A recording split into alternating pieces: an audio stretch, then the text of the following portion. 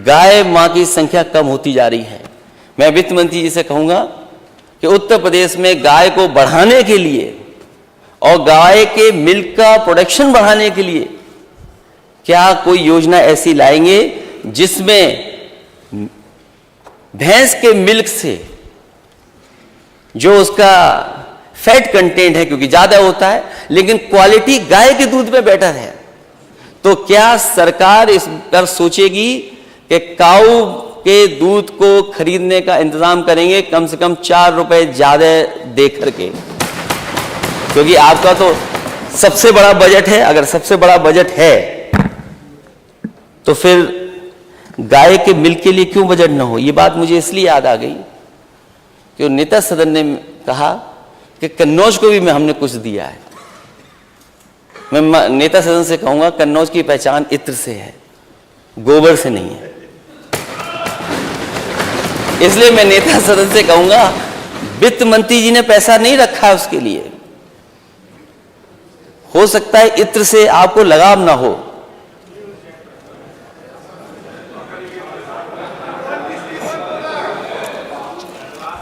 इत्र से लगाव ना हो,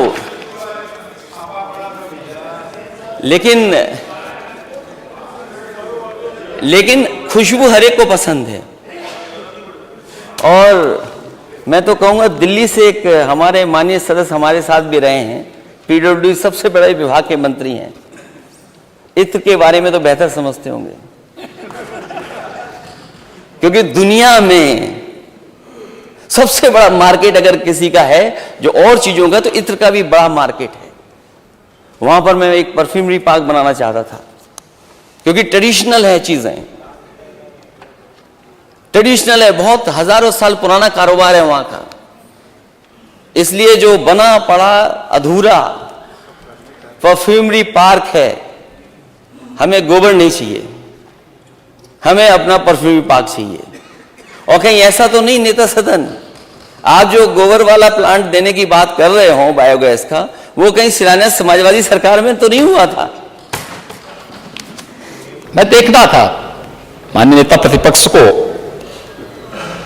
एक तरफ किसान की बात कर रहे थे, दूसरी तरफ उन्हें गोबर में बदबू नजर आ रही थी। कैसी विडंबना है। गोबर तो हमारे यहां गाय का गोबर तो बड़ा पवित्र माना गया है, और मुझे लगता है कि थोड़ा भी नेता प्रतिपक्ष हम लोगों से नहीं मानते, हो सकता है वे पूजा ना करते हो, लेकिन मैं वही आ रहा हूं। मुझे लगता है कि अगर आपने चचा शिवपाल जी से ही कुछ सीखा होता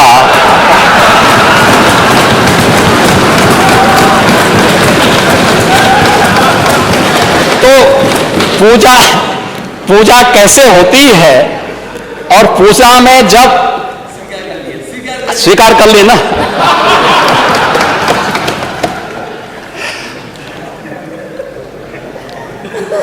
आप देखते होंगे घरों में जब पूजा होती है हर एक जगह मूर्ति नहीं होती। हाँ, गाय का गोबर, आप इसलिए चाचा के संपर्क में आने का परिणाम है ये।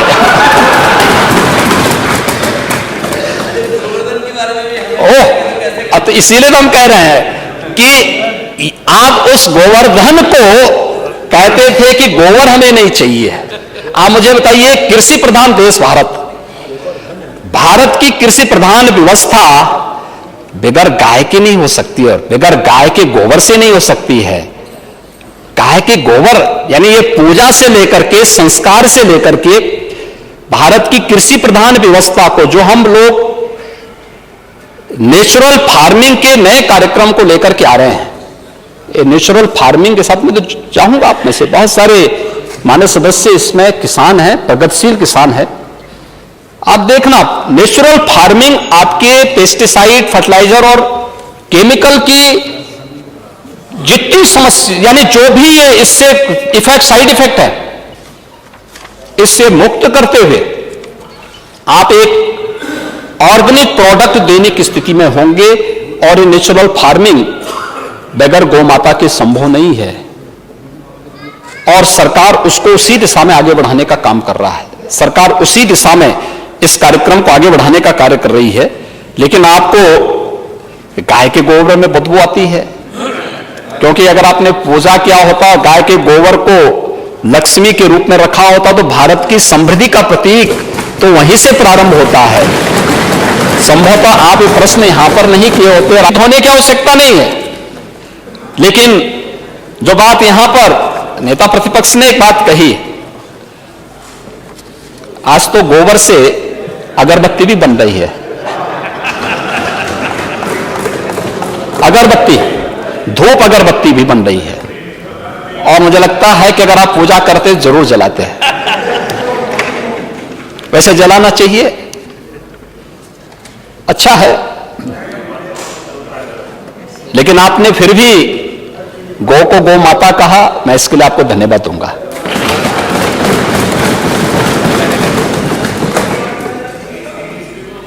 और गौ की रक्षा होनी चाहिए। अगर हमें प्राकृतिक खेती का यानी नेचुरल फार्मिंग के प्रधानमंत्री जी के विजन को जैसे धरातल पर उतारेंगे, बहुत सारे हमारे प्रगतिशील किसानों ने इस दिशा में कार्य प्रारंभ किया है, उसके अच्छे परिणाम सामने आए हैं, उसके ट्रेनिंग के कार्यक्रम चल रहे हैं। और बजट में बुंदेलखंड को तो हम लोगों ने खासतौर पर इसके लिए चयनित किया, उसके लिए धनराशि की व्यवस्था की है।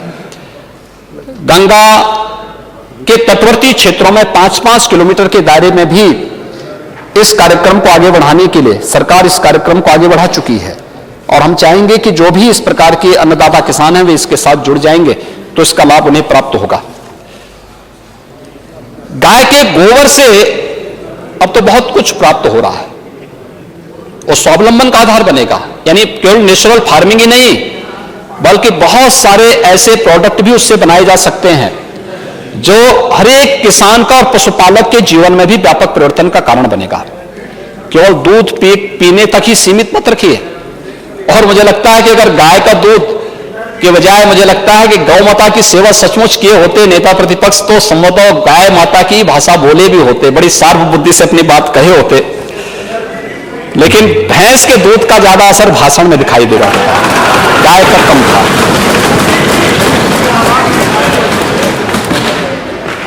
लेकिन फैट कंटेंट की जिससे बहुत सारे लोग पसंद करते हैं, और उनको जिस रूप में कार्य करना है तो लोग बोलते हैं तो भाई जिसकी लाठी उसकी भैंस, तो लोग उसी तर्ज पर काम करने में ज्यादा विश्वास करते हैं। इसलिए